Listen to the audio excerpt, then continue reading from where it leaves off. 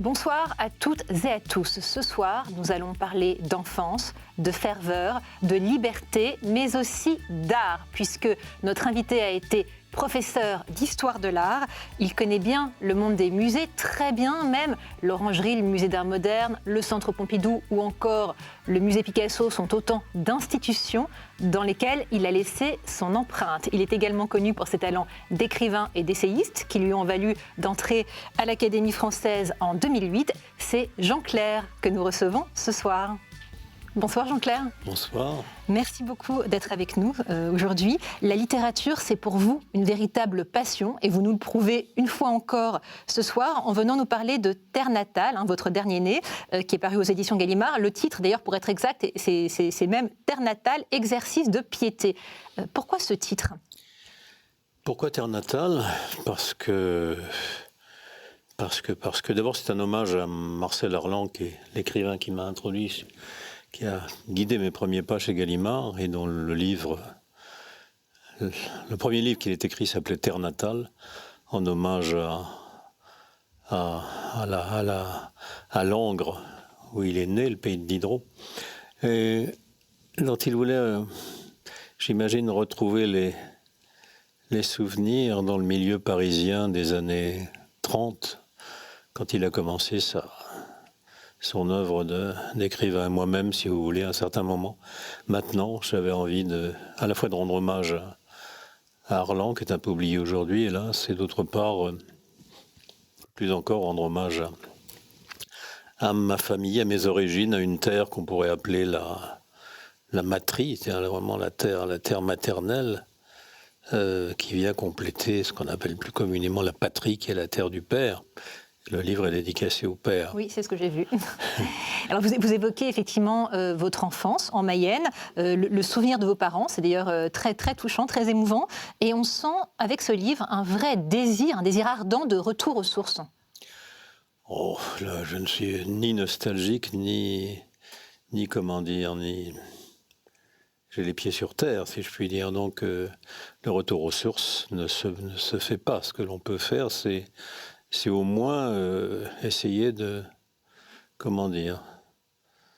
recréer par cette chose extraordinaire que sont les mots, le langage, la littérature, mais je prétends pas faire de la littérature, c'est les mots, le langage, la parole. La parole, ça c'est un mot vrai. Essayer de retrouver par l'usage de la parole, de rendre hommage à ce qui fut un pays aujourd'hui complètement non seulement disparu, mais dévasté. Puisque vous parlez des mots, ce qui est amusant quelque part, c'est qu'il y a des mots qu'on ne connaît pas, en tout cas que personnellement je ne connaissais pas. Pourquoi je ne les connaissais pas ? Parce que c'est souvent un peu du patois. Je pense notamment au terme jaudru, qui apparemment, d'après ce que j'ai pu comprendre, arrêtez-moi si je me trompe, signifie joufflu. Et c'est d'ailleurs comme ça qu'on vous avait surnommé.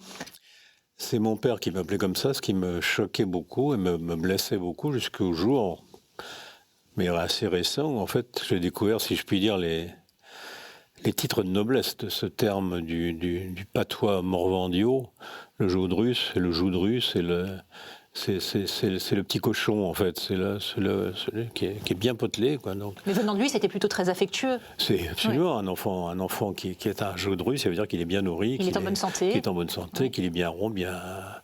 mais en même temps, c'est ambigu, puisqu'effectivement, c'est en même temps les petits cochons qu'on met au saloir, c'est les petits cochons qu'on accroche, d'où le rôle qui souligne le rôle très ambigu, l'image très ambiguë que le père affiche toujours, qui est à la fois le père affectueux, le père nourricier, le père protecteur, mais qui est en même temps parfois l'ogre, à la fois dans les contes, et dans presque toutes les mythologies, Chronos, Saturne, l'ogre, qui dévore sa progéniture. Le père, c'est toujours un peu ça, c'est les deux aspects. À la fois celui qui protège et celui qui extermine, qui ne veut pas avoir une progéniture. Il ne veut pas avoir quelqu'un à côté de lui qui lui fait de l'ombre, si je puis dire. On retrouve ça même, mais ça peut être allé trop loin, trop vite dans la religion chrétienne, parce que l'image du père, du trône parfois vis-à-vis du fils, est une image assez terrifiante.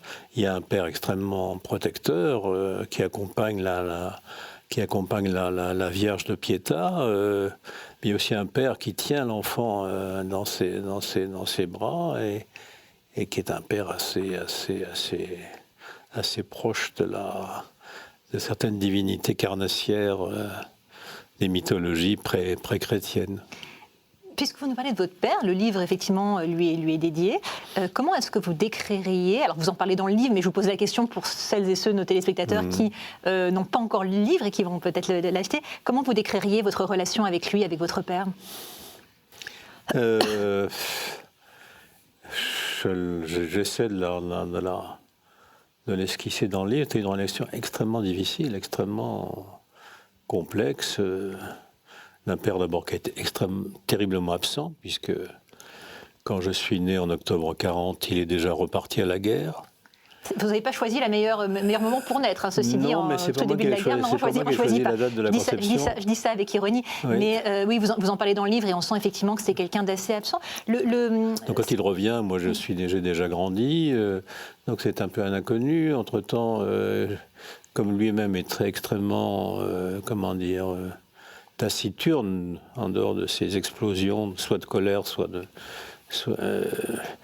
très difficile de savoir de lui ce qu'il a vécu. C'est très longtemps après que j'ai appris, par exemple, que pendant la Première Guerre, il avait été engagé sur le front autrichien en 1918, puisqu'on a oublié que parallèlement au front de Verdun, de la Somme, à l'ouest, il y avait eu à l'est une guerre tout aussi terrifiante, tout aussi dure, des Italiens et des Français contre les Autrichiens et les Allemands, où mon père s'est trouvé engagé. Et donc il a gardé des souvenirs très, très vifs, puisqu'il avait à l'époque 18 ans, tout jeune. Et donc par conséquent, pour un petit gamin de la campagne, se retrouver plongé dans les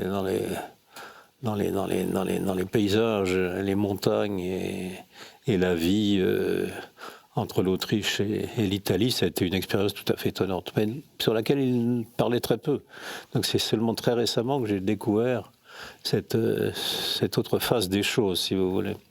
Ce qui est intéressant, c'est que dans la façon dont vous décrivez la situation, dans la lecture que vous en avez, il y a une approche un peu psychanalytique. La psychanalyse vous a beaucoup intéressé, ça vous passionne depuis longtemps. Vous avez d'ailleurs consacré plus tard dans votre vie, bien après l'époque de Jodrus, une exposition à Sigmund Freud. Et justement, je voulais savoir quelle réponse est-ce que vous avez pu apporter avec votre œuvre. Enfin voilà, quel est le lien entre votre œuvre et tous ces questionnements que vous avez pu avoir, et on voit bien cette libération de la parole là, dont vous parliez à l'instant, puisqu'il y a beaucoup de choses qui ont été enfouies, et donc maintenant vous arrivez plusieurs années après à mettre des mots dessus, et quelles sont les répercussions dans votre œuvre et dans votre vie au quotidien d'ailleurs?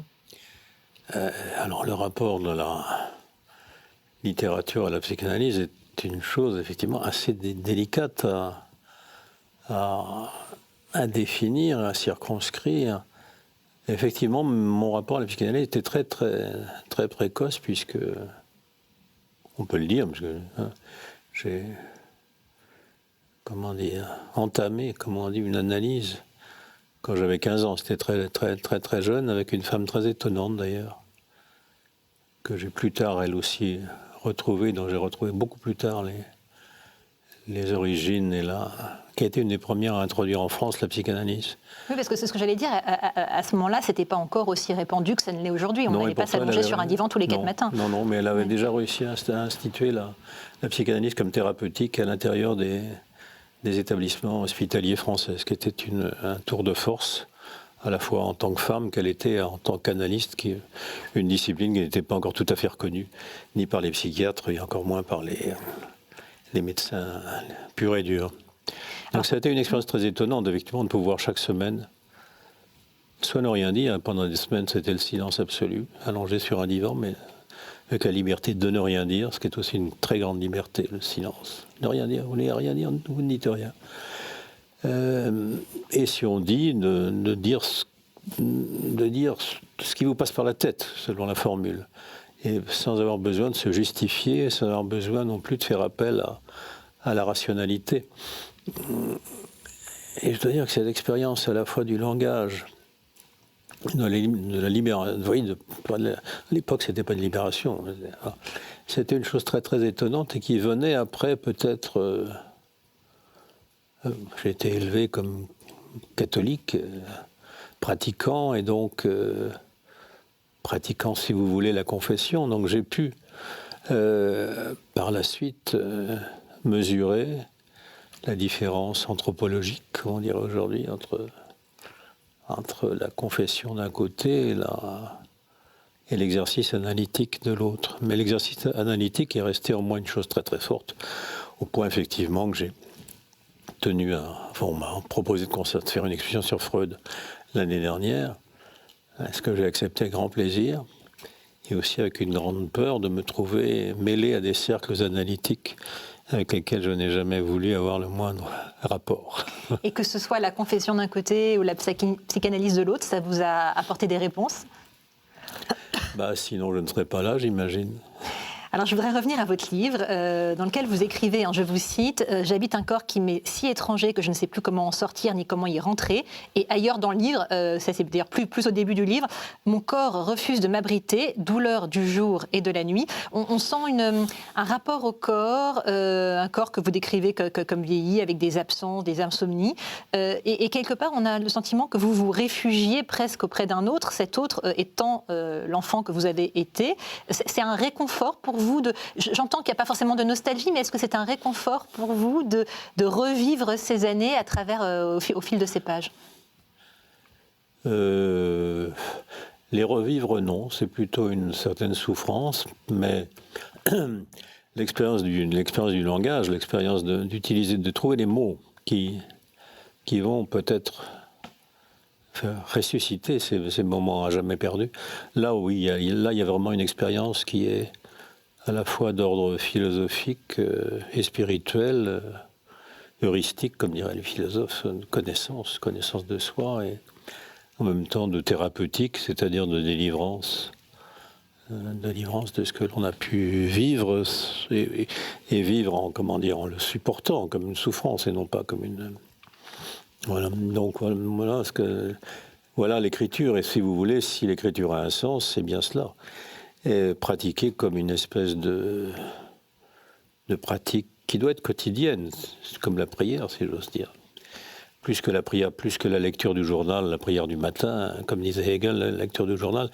Mais la lecture du journal vous introduit jour après jour, matin après matin, dans des configurations, extrêmement pénibles et sans issue, alors que cette pratique de l'écriture, chaque jour, le fil indéfiniment repris chaque matin d'une écriture, donne une espèce de continuité qui s'apparente d'une certaine façon à la pratique religieuse de la prière, sauf que ça n'est pas une prière. Puisque vous parlez de prière et de pratique, pardon de vous interrompre, parce que la prière, pour vous, est une pratique quotidienne ? Elle le fut, mais elle ne l'est plus. Disons que l'écriture, là, je n'ose pas dire la remplace, mais enfin, la prière et la répétition l'écriture est une démarche d'introspection, et les deux peuvent se combiner, mais c'est très difficile. Mais alors l'introspection, on pourrait très bien imaginer qu'elle soit, entre guillemets, intérieure, confidentielle, confinée dans le cabinet d'un psychanalyste. Là, vous écrivez, donc c'est-à-dire que vous partagez cette introspection avec d'autres, avec vos lecteurs. Ça me paraît très difficile d'écrire si l'on n'a pas en soi un interlocuteur. L'interlocuteur... Un journal intime qui n'est pas vocation à être publié, pour vous, c'est pas envisageable ? Ça me paraît un mensonge. Un mensonge aussi vis-à-vis de celui qui l'écrit. Il s'imagine qu'il écrit un journal intime pour lui. Ça n'est pas vrai. Je ne pense pas qu'on puisse tous les matins se soumettre à la discipline, de se mettre à sa table, d'écrire, et pour ensuite, le manuscrit sera mis au feu, sera détruit, déposé à la Bibliothèque nationale, à supposer qu'elle l'accepte. On peut très bien imaginer que ce soit pour les réponses qu'on y a trouvées, pour le réconfort que ça a apporté. Il y a beaucoup de comme un exercice spirituel entre soi. En tout cas, ce serait dommage de soi à soi. Vous, ce serait dommage de ne pas le publier vu la qualité de l'écriture. Je reviens de nouveau au livre. Quel type d'enfant étiez-vous ? Alors, vous le décrivez très abondamment au fil des pages, mais là aussi, il s'agit de faire partager aux gens qui nous écoutent et qui n'ont probablement pas encore, pour certains, lu le livre. Comment vous décririez l'enfant que vous étiez, puisque vous parlez énormément de votre enfance au fil des pages? Si j'ose dire, lisez le livre. Oui, c'est pour leur donner envie. Oui, non, mais c'est très difficile, si vous voulez, de résumer en quelques mots. Improvisé ici même, sur un plateau. Parce qu'on sent, par exemple, vous décrivez, alors plus tard, hein, mais vous avez fait toutes vos études à Paris, parce que vos parents sont venus monter, comme disent certains, à Paris justement pour vous. Et vous avez été renvoyé du lycée Jacques Decour parce que vous aviez vilipendé un professeur de français. Vous étiez déjà enfant. Ça, c'est pas dans le livre. Non, voilà, ça je l'ai vu ailleurs. Vous étiez un enfant agité, contestataire. On sent chez vous, en tout cas, une capacité d'indignation. C'est pas forcément dans ce livre-là que ça transparaît le plus d'ailleurs, mais dans d'autres. Une capacité d'indignation très forte. Est-ce que c'est quelque chose que vous portez en vous depuis toujours, cette capacité à s'indigner ? Je ne sais pas, c'est pas à moi d'en juger. Moi-même, je serais très surpris si on me le disait comme vous me le dites maintenant. Mais c'est vrai qu'il y a forcément, nécessairement, obligatoirement des moments d'indignation. Mais ces moments d'indignation sont suivis par des... Comment dire ? Les psychologues diraient des moments d'intégration supérieure. C'est-à-dire on fuit pour mieux revenir, et revenir dans une situation plus stable. Donc c'est une indignation fructueuse. Bon. Mais là, en l'occurrence, quand on est en 40, en octobre 40, au moment où Pétain, à Montoire, va saluer un certain chef de guerre, c'est un peu... On s'expose évidemment pendant les premières années de sa vie. Ça, c'est certain. À une existence un peu difficile. Il y a de quoi être indigné. Et je le disais tout à l'heure, effectivement. Je ne suis pas du tout... Je n'ai jamais été indigné. Je considère au contraire, maintenant plus que jamais, que j'ai été, malgré les aléas de ce que vous voulez, d'une enfance difficile, de parents... qui ne sont pas venus à Paris pour moi, qui sont venus à Paris parce que le travail n'existait déjà plus dans les campagnes où ils étaient. Donc, on fait partie de cette frange énorme du monde rural qui a disparu dans les années 50, en gros. Un monde totalement disparu, un monde de la ruralité, de la paysannerie qui a totalement disparu. Alors, donc il ne reste rien. Vous disiez tout à l'heure qu'il n'y a pas de nostalgie. Moi, j'ai quand même perçu une forme de nostalgie. Alors peut-être que vous n'en faites pas cette lecture-là. Pour revenir... c'est la nostalgie du temps qui passe, du temps qui a passé, qui revient. Mais on l'a tous. On l'a tous, quelle que soit l'existence, l'enfance que l'on a vécue. Exactement. Est-ce que vous aviez conscience, parce qu'effectivement, je disais tout à l'heure, de manière un peu ironique, vous n'avez pas choisi le meilleur moment pour venir au monde, évidemment, on ne choisit pas, ça va de soi.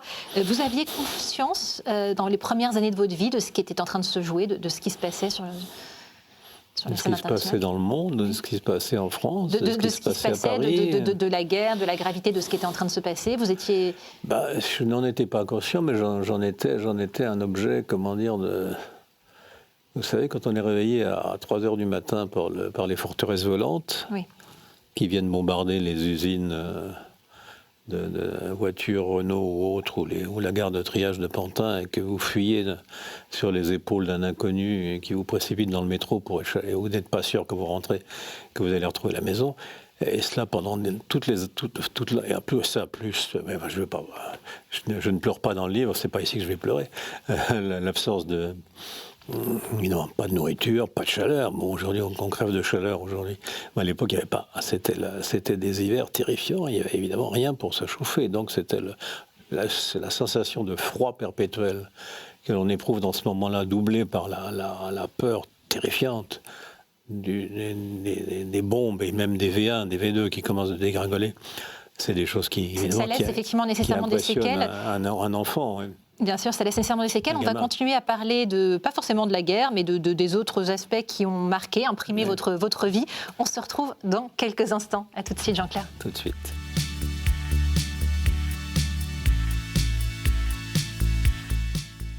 Alors, Jean-Claire, je vous propose à présent de vivre une expérience pas tout à fait comme les autres, parce que nous ne sommes pas une chaîne tout à fait comme les autres.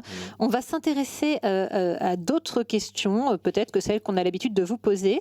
Et je vous remercie par avance de se prêter à ce jeu. Je vais vous proposer différents mots. Il y en aura 4 au total, en vous laissant le soin de me dire pour chacun d'entre eux ce qu'il vous inspire. Le premier de ces mots, c'est héritage. Héritage. Vous me soumettez un exercice auquel je me suis toujours refusé. Héritage, je ne sais pas. Héritage, oui, bon. Il y a l'héritage spirituel, il y a l'héritage matériel. n'ayant pas eu d'héritage matériel, j'ai peut-être privilégié l'héritage spirituel, avec le problème de savoir quel était cet héritage spirituel. Est-ce que c'était la religion dans laquelle j'avais été élevé? Est-ce que ça a été plus tard certaines idéologies que j'ai pu côtoyer? Est-ce que ça a été même la langue? Bon, je parle plusieurs langues. Quelle est véritablement ma langue? Le français sans doute, mais après tout, aux États-Unis, j'étais très heureux de parler anglais. Et quand je suis en Italie, je suis très heureux de parler italien. Donc, le terme même d'héritage immatériel, spirituel, nous déjà pose des problèmes, comme vous le voyez, extrêmement complexes.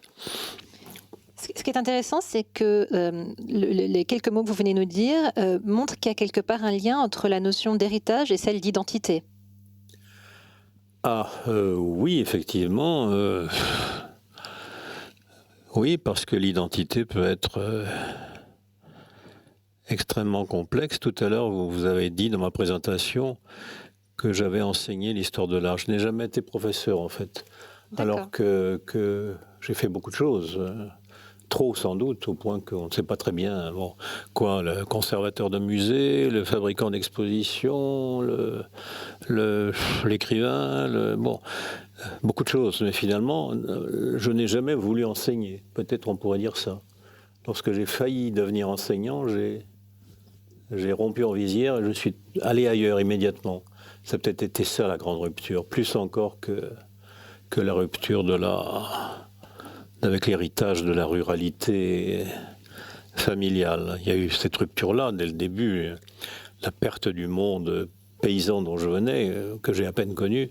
Ça a été une première rupture, mais en fait la vraie rupture, ça a été au fond le refus. Ensuite, dans mes études de l'enseignement et de la discipline de l'enseignement. J'ai fui perpétuellement.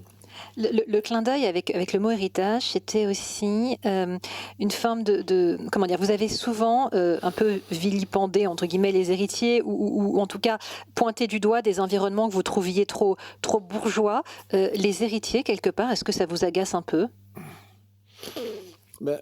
Oui, là c'est très ambigu, mais effectivement, oui, par exemple, j'en parle dans mon livre, donc je peux l'évoquer ici. Lorsque j'étais en Hippocampe, j'étais prodigieusement agacé par cette façon qu'avaient mes condisciples de se prendre pour les héritiers et d'être toujours sûr, avec cette espèce d'ironie ou de complaisance propre à une certaine intelligentsia parisienne. Donc là, j'ai fui ventre à terre et voilà, je suis pas allé à Normal Sup. Mais en dehors de ça, j'ai toujours... Bon, ça a été remplacé par une immense curiosité qui a fait que j'ai voulu aller chipper, si je puis dire, des bribes d'héritage ailleurs, dans d'autres pays, dans d'autres cultures, dans d'autres langues, dans d'autres traditions, mais avec certainement une affection très particulière pour les pays, les traditions, les cultures, les langues même, qui d'une certaine façon avaient fait partie de mon héritage, c'est-à-dire par exemple la Belgique, par exemple, le Québec plus tard, qui étaient des pays où je retrouvais non seulement des façons de faire et des façons de penser de mon enfance, dans le monde rural, mais aussi des expressions, des mots qui avaient disparu dans le français des écoles, mais qui continuaient d'être utilisés dans ces pays restés plus populaires et plus proches de leurs sources. C'est là peut-être que j'ai retrouvé une vraie matrie ou une vraie patrie plutôt que matrie. Ce livre dont vous êtes venu nous parler ce soir, Terre natale, vous l'avez dédié, on le disait tout à l'heure, à votre père dont les racines sont paysannes, et vous en parlez tout au fil des pages, avec effectivement ce regret pour cette campagne qui n'a plus rien à voir aujourd'hui avec ce qu'elle était, qui n'est d'ailleurs plus franchement campagne. Et si j'ai bien compris, ça vous est arrivé de vous décrire comme enfant de pauvre. Quel rapport cette expérience de pauvreté, d'abord, est-ce que vous parliez tout à l'heure du froid, est-ce que vous l'avez vraiment vécu comme tel, comme une expérience de pauvreté, et comment est-ce que ça vous a construit dans une certaine mesure? Ça, c'est au lecteur de le dire, c'est pas aux futurs lecteurs de le dire, mais moi je ne fais que l'écrire, que le décrire. Évidemment, je ne sais pas, c'est extrêmement compliqué. Le froid d'un côté et la peur de l'autre, la glace d'un côté et les bombes de l'autre, effectivement, certainement, quand vous avez 3-4 ans, ça vous marque très profondément, mais c'est seulement beaucoup plus tard que l'on... Mais c'est pas, si vous voulez, le livre ne contient rien d'un dolorisme de l'enfance. Au contraire, ce que j'avais commencé à vous dire tout à l'heure, c'est que j'ai toujours été très étonné et incroyablement reconnaissant d'avoir vécu à une époque où, dans une France républicaine et démocratique, on offrait à des gens issus de ces milieux modestes, comme on dit, bêtement, la possibilité de s'instruire, de s'éduquer, de s'élever dans la société. Oui, vous avez été d'ailleurs boursier de la République. Oui, entre autres, boursier de 1000 choses, mais surtout, bénéficiant d'un enseignement dès l'école primaire, puis plus tard dans l'enseignement secondaire au lycée, plus tard à l'étranger, à Harvard aux États-Unis, d'une espèce de d'encouragement que je ne trouverais pas, que les jeunes aujourd'hui de ma condition ne trouveraient pas. Je veux dire, aujourd'hui, le monde aujourd'hui, si vous voulez, est infiniment plus dur, infiniment plus injuste, infiniment plus cruel, infiniment plus que celui que j'ai vécu paradoxalement après la guerre, au moment des tickets de rationnement mais où on avait encore le souci de, comme on osait dire à l'époque, y compris dans les milieux de gauche, le souci de former ou de reformer des élites. Cet encouragement et ce soutien que vous avez eu vous a été extrêmement bénéfique puisque vous n'aviez que 22 ans quand vous avez publié votre premier roman qui s'intitulait donc Les chemins détournés. Vous avez été reçu à 26 ans à un concours public. Quand on regarde votre vie comme ça sur le papier, on a le sentiment qu'il y a quand même une série de réussites avec des postes enviables et d'ailleurs enviés, l'entrée à l'Académie française évidemment. Et donc je voulais vous interroger sur la notion de défaite. De la défaite. La défaite est beaucoup plus secrète, beaucoup plus intime. Lorsque vous avez eu effectivement toutes ces bourses, tous ces honneurs, et arrivé à un certain âge, vous faites le compte, si je puis dire, non pas d'un héritage matériel, mais le compte d'un acquis dont vous pouvez peser, sous-peser le poids, la valeur, et parfois peut-être effectivement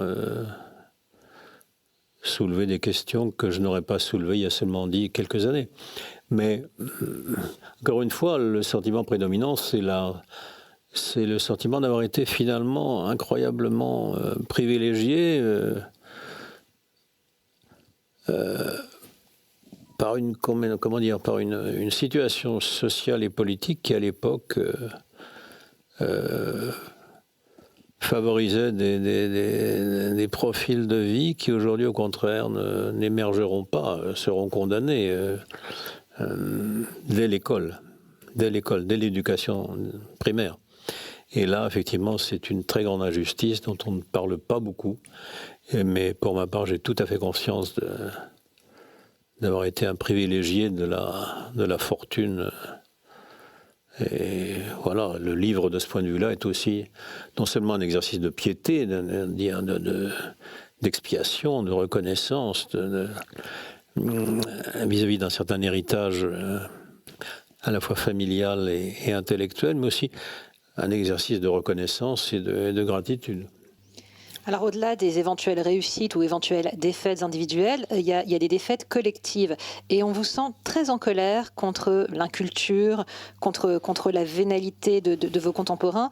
Voilà, je voulais vous faire réagir à cette notion de défaite, entre guillemets, plus collective.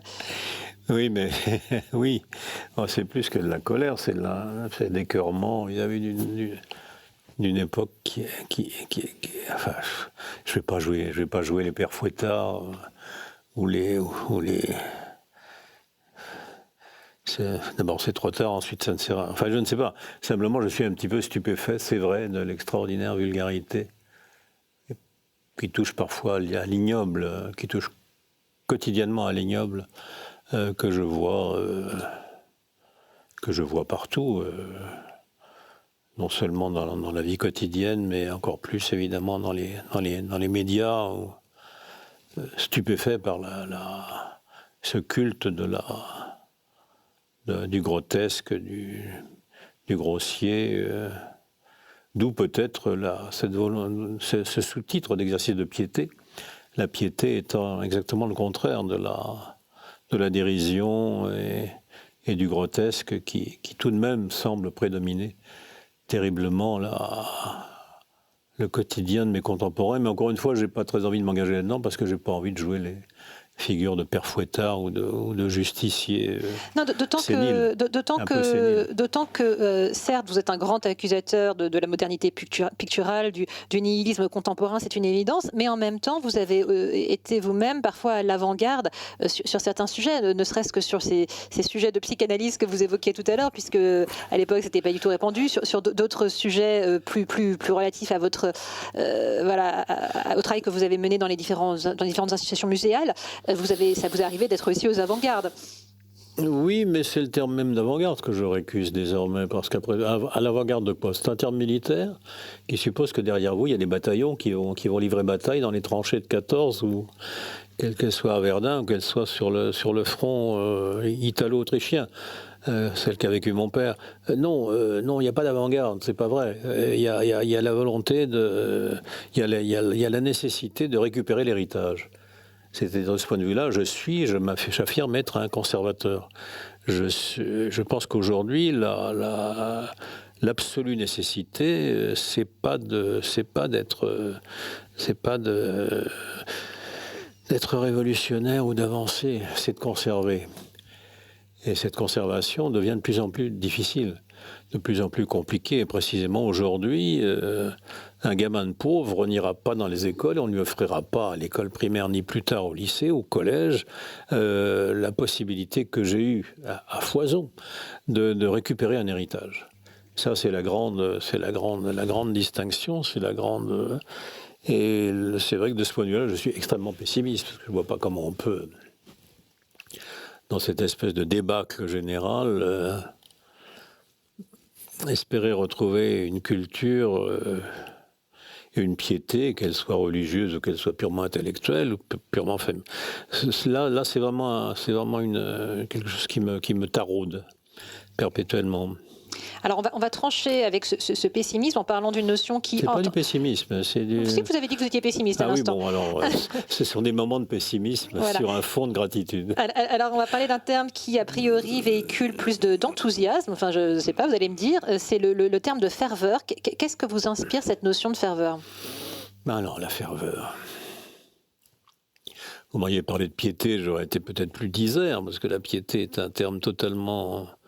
déconsidéré. D'abord, immédiatement, on pense que c'est la piété religieuse. Non, c'est d'abord la piété familiale et c'est la piété vis-à-vis de la tradition et du passé. C'est le fait de respecter le passé, la piété envers les parents. La piété, c'est le fait d'être pieux, et pieux, c'est expier au sens étymologique du terme, c'est-à-dire se purifier. Bon, alors là, d'accord, on est tout à fait d'accord, et on est à la fois dans le domaine spirituel et dans le domaine intellectuel et dans le domaine de l'héritage. La ferveur, c'est autre chose. La ferveur suppose un enthousiasme au sens propre du terme, c'est-à-dire l'élan vers une autorité supérieure, qu'on l'appelle Dieu ou qu'on l'appelle, je ne sais pas moi, le Christ, pourquoi pas, le Messie, bon. Oui, c'est autre chose. La ferveur... J'avoue que c'est un sentiment que j'ai rarement possédé parce que ça donne l'impression qu'elle vous vient d'en haut, comme ça, comme une espèce de grâce. Je n'ai jamais vraiment eu ce sentiment autant je suis reconnaissant que l'on m'ait offert les armes pour, autant je reste un peu indifférent, enfin pas indifférent, mais un peu sceptique vis-à-vis d'un sentiment qui vous remplirait de joie. Et d'élan alors même que vous ne savez pas d'où il vient. La ferveur, elle est souvent associée au mot catholique. On parle souvent de ferveur catholique.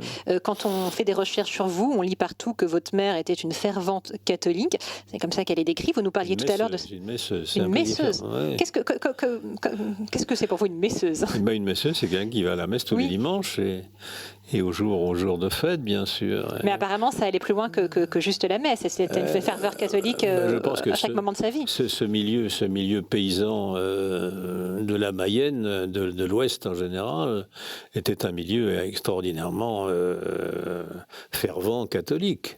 Le seul étranger qu'on voyait apparaître à la ferme, c'était le facteur de temps en temps, rarement, et le curé qu'on invitait à la table familiale. C'était à peu près les seuls étrangers, entre guillemets, qui étaient... Voilà. Donc c'est un monde qui a totalement disparu. On ne peut pas imaginer ce qu'était à l'époque. Je rappelle de ce point de vue-là, d'ailleurs, ce qui pourra choquer peut-être certains lecteurs, que la chouannerie a commencé dans la Mayenne et non pas dans la Vendée. C'est-à-dire, c'est effectivement dans le Bas-Maine, au nord de la Loire, que la chouannerie a commencé, pour le meilleur et pour le pire. Je ne me prononcerai pas, mais c'est donc pour répondre à votre question sur le rapport à la ferveur et à la pratique rituelle. Cette pratique rituelle, elle a quand même beaucoup bercé votre enfance. Quelle empreinte est-ce que ça a laissé sur vous quand vous êtes ensuite devenu adulte?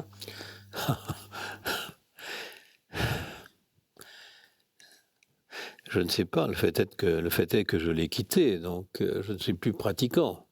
Mais je reste un fervent lecteur des écrits bibliques, par exemple, parce que j'y trouve quelque chose que je ne trouverais pas ailleurs, ni dans le savoir psychanalytique, puisque vous en parliez, ni dans la réflexion philosophique, quelle que soit sa fascination. Donc il y a là quelque chose évidemment qui reste profondément. La lecture des écrits saints et ce qui s'y cache, parce que tout de même on les étudie assez peu, et par contre un certain malaise vis-à-vis de la pratique rituelle. Je vous amène à présent sur un tout autre sujet qui est le sujet de la liberté. La liberté, pas grand-chose. Je ne sais pas. Parce qu'on sent en tout cas, pour vous mettre sur un chemin qui est un chemin parmi tant d'autres, mais on sent une liberté en tout cas vis-à-vis du jugement des autres. Votre élection à l'Académie française, par exemple, vous avez pris la place au fauteuil de Bertrand Poirot-Delpech, vous a un peu renforcé renforcé dans le mépris de tous ceux qui vous considéraient un peu comme un traître à la cause, si je puis dire. On sent que, quel que soit le sujet, vous vous êtes toujours attaché avec beaucoup de méthode à saboter la réputation avantageuse dont vous jouissiez, et quelque part vous avez une espèce de liberté vis-à-vis du jugement des autres. La réputation avantageuse, oui, enfin je ne sais pas. Vous ne vous souciez pas de déplaire. Non, mais ce qu'il faudrait peut-être tout de même rappeler ou faire connaître à nos auditeurs, c'est qu'au fond on n'est pas candidat à l'Académie française, on est coopté par des gens qui sont académiciens, qui souhaiteraient vous avoir dans leur confrérie. Et donc c'est très difficile, à partir du moment où vous savez qu'un tel, vous avez été coopté et que vous connaissez un peu les gens qui souhaiteraient vous avoir avec eux, c'est très difficile de dire non. Parce que c'est ou bien faire preuve d'un orgueil absolument monstrueux et d'une grande ingratitude, soit un manque de curiosité. On sent en tout cas que ce soit sur ce sujet-là ou sur d'autres, que vous ne vous souciez pas du tout finalement de déplaire. C'est une forme de liberté quelque part. Oui, peut-être, je ne sais pas, mais je ne suis pas très conscient de ce point de vue-là. Il y a peut-être j'ai assez pratiqué la psychanalyse pour me méfier du mot liberté et pour imaginer qu'on puisse être tout à fait responsable au sens rationnel de certaines exclamations, de certains gestes de refus que l'on peut avoir, qui n'empêchent absolument pas, encore une fois, la gratitude et la gratitude et le sentiment qu'effectivement, on a été entouré par de très très bons génies. Il y a aussi la liberté de penser, puisque vous vous sentez très libre. Quand vous étiez plus jeune, vous avez fait partie de l'Union des étudiants communistes. Après, on vous a accusé de dérive droitière. En tout cas, le moins qu'on puisse dire, c'est que vos positions sont conservatrices et traditionnalistes. Vous nous l'avez démontré dans votre propos. On sent chez vous une totale liberté de penser sur tous ces sujets et d'évoluer comme bon vous semble. Comme bon me semble, c'est quand même pas au bon plaisir. Ça n'est pas à mon bon plaisir. J'étais aussi sincère quand j'étais aux étudiants communistes que je l'étais plus tard. Ce n'est pas une suite de reniements c'est une suite de réflexions et vis-à-vis d'un certain impératif moral, intellectuel aussi. Encore une fois, je suis conservateur aujourd'hui parce qu'il me semble que l'époque actuelle a pour priorité de devoir conserver l'héritage et non pas d'être progressiste ou à bon compte, dans la mesure où de progrès on ne voit guère et au contraire de nécessité de garder on voit de plus en plus. Donc c'est pas de la liberté, c'est de la réflexion, c'est de la conscience peut-être, je ne sais pas, j'espère. Une adaptation en tout cas aux mutations de la société et à ce qui se joue, peut-être aussi. Oui, certainement. En tout cas, merci beaucoup d'avoir joué le jeu. On se retrouve tout de suite sur le plateau. Merci Jean-Clair. Merci à vous.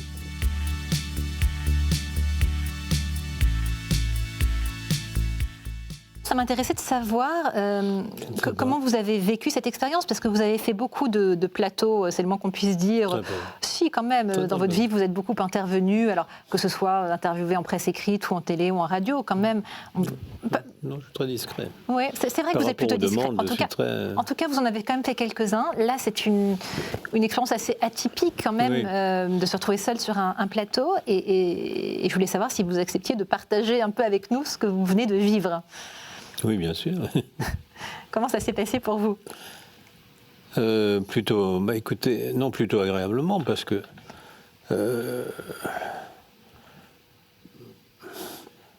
crois que je ne sais pas, c'est à vous qui dirigez l'émission d'avoir porté un jugement. Alors, j'ai pas du tout de jugement, parce que je ne porte jamais de jugement, mais en tout cas un sentiment. Je vous sens affecté. Je vous sens affecté mais déjà au fil des pages, à travers votre livre et à travers ce que vous en dites. Alors, vous refusez à dire que c'est de la nostalgie et du pessimisme, et je comprends votre point, mais on vous sent très affecté par ces évolutions, presque blessé quelque part, par ces transformations. De la société ? Oui. Oh, blessé, non. Enfin oui, alarmé. Alarmé, en tout cas, oui. Un peu différent, alarmé et inquiet, parce que je ne suis pas certain que mes enfants et mes petits-enfants pourront vivre dans un climat de liberté, tout à l'heure on parlait de liberté, d'ouverture et qu'on pourra comparer à ce que j'ai moi vécu venant d'un milieu autrement plus déshérité. Donc, parlant d'héritage. Donc, je suis très alarmé. Effectivement, vous ne pensez pas, j'ai la réponse à cette question, mais que c'est important de savoir d'où l'on vient pour savoir qui l'on est, éventuellement où l'on va. C'est indispensable. C'est évidemment indispensable. Mais savoir d'où l'on vient, c'est non seulement le savoir par la connaissance presque charnelle géographique et familiale des racines, mais également avec l'effort qui consiste à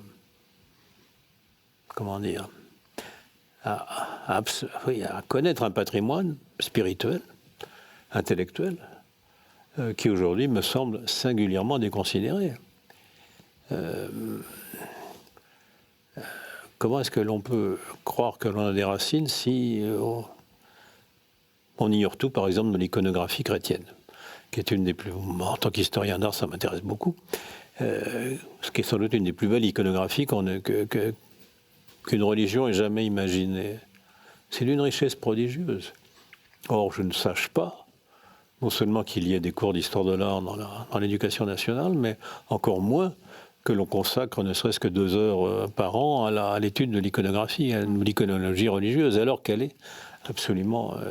c'est une chose admirable, au même titre que de lire Victor Hugo, Pascal ou Zola.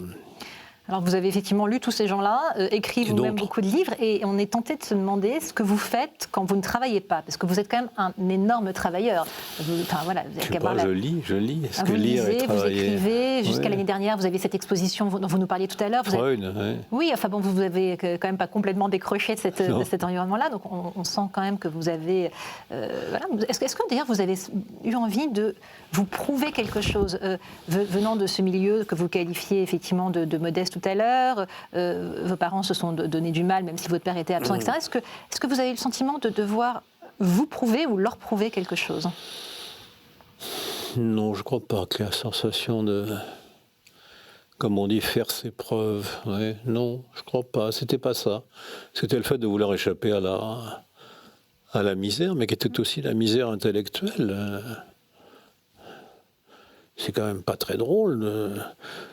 Si vous voulez, la passion du livre, par exemple, aujourd'hui, on ne peut pas imaginer que ça existe, la passion du livre.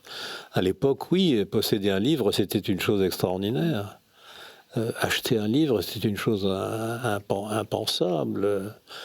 Le livre de poche est apparu très tard, finalement. Donc, je le cite dans mon livre, à un certain moment, quand un gamin de 14 ans vient vous mettre sous le nez le premier volume de poèmes d'Yves Bonnefoy, du mouvement et de l'immobilité de Douve, et vous dit, tu devrais lire ça, ça va te... Bon, en 54, j'avais 14 ans, mon ami en avait 14 aussi. Il y a là quelque chose qui se passe, qui est tout à fait étonnant. Je souhaiterais que dans les cours de lycée aujourd'hui, des gamins de 14 ans puissent sortir de leur poche un livret de poèmes d'un poète contemporain, à supposer qu'il en existe encore, pour lui proposer de partager la joie de la lecture. Ça me fait sourire parce qu'effectivement, c'est pas ce qui me paraît le plus probable. Oui, c'est pas probable, à mon avis. Et alors, on est tenté de se demander effectivement quels sont vos hobbies, comme on a coutume de dire, vos passe-temps quand il y a la lecture, effectivement, mais à part ça, ce qui est déjà énorme, est-ce que vous avez d'autres activités qui vous tiennent à cœur pour... Mais non, non, il n'y en a pas, non. Non, c'est vraiment ce qui vous permet de vous ressourcer, de vous détendre. Me ressourcer, je me ressource perpétuellement en lisant et en écrivant. Il n'y a pas d'autre... Le reste sont des distractions, oserais-je dire, inutiles et futiles. Et la musique, tout de même. La musique existe.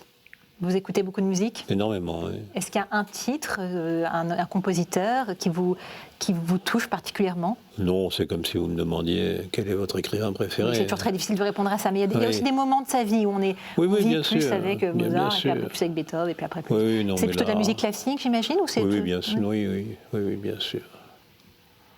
Enfin, je dis bien sûr. Non, je ne sais pas. Oui. Pas forcément bien sûr, mais... Non, je ne sais pas. Mais c'est sans mystère, c'est inévitablement Mozart, Wagner et Mahler. Qu'est-ce qui vous donne envie de vous lever le matin? Quel est votre moteur? Le fait de peut-être encore écrire un peu, si je peux. Est-ce que, au travers de tous les livres que vous avez écrits, je disais tout à l'heure une trentaine, j'ai peut-être pas tout à fait bien compté, mais c'est à peu près dans cet ordre-là, est-ce qu'il y a un message que vous avez voulu faire passer? Évidemment, chaque livre a son propre thème, etc. Même s'il y a des thèmes qui reviennent souvent, le malaise dans la culture, etc. Ce regard que vous nous avez un peu décrit. Mais s'il fallait, alors c'est jamais évident là aussi de résumer son œuvre, mais c'est intéressant de savoir ce que vous avez voulu dire au travers de tous ces livres, aussi différents soient-ils. Mais on ne veut rien dire. C'est l'idée de volonté qui me choque. On ne veut rien dire. C'est là où la psychanalyse est quand même une bonne discipline. Je n'ai jamais rien voulu dire. Non, mais peut-être un message. Non, surtout pas. Encore moins. Oh là là.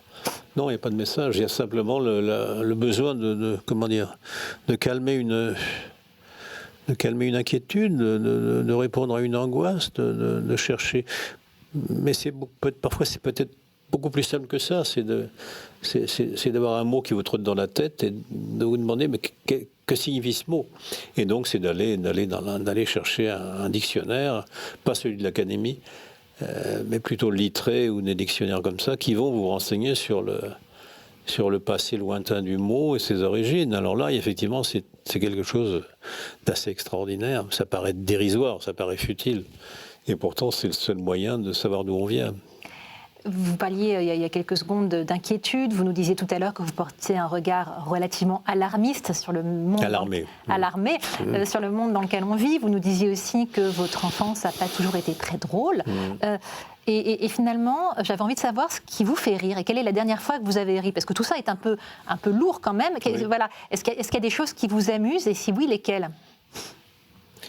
Alors, question j'allais dire très peu, pratiquement rien. Je ne ris plus beaucoup, je l'avoue. Il y a même un chapitre dans le livre là-dessus. C'est pour ça que je vous pose la question aussi. Oui, bien sûr. Non, je me permets de faire appel à la figure plus qu'auguste du sauveur, qui est pratiquement traversé par tous les sentiments possibles, y compris la colère et la fureur, parce qu'à un moment, il est décrit comme un être de fureur, de colère et de vengeance. C'est pas un petit ange comme ça. Mais par contre, on ne le voit jamais rire. Le rire, lui, est totalement inconnu. C'est quand même une chose très frappante que celui qui sera plus tard appelé le Messie est quelqu'un qui ne rit jamais, mais qui par contre est tout à fait capable d'aller fracasser les marchands du temple qui vendent des oiseaux. En tout cas, à défaut de nous faire rire, ça nous fait réfléchir. Merci beaucoup, Jean-Claire, d'être venu sur notre plateau pour nous parler de votre dernier livre, Terre natale, publié chez Gallimard, et puis d'avoir partagé avec nous votre regard sur la vie. Merci à toutes et à tous de nous avoir suivis. Vous pouvez retrouver cette émission sur le site de KTO. Bonne soirée.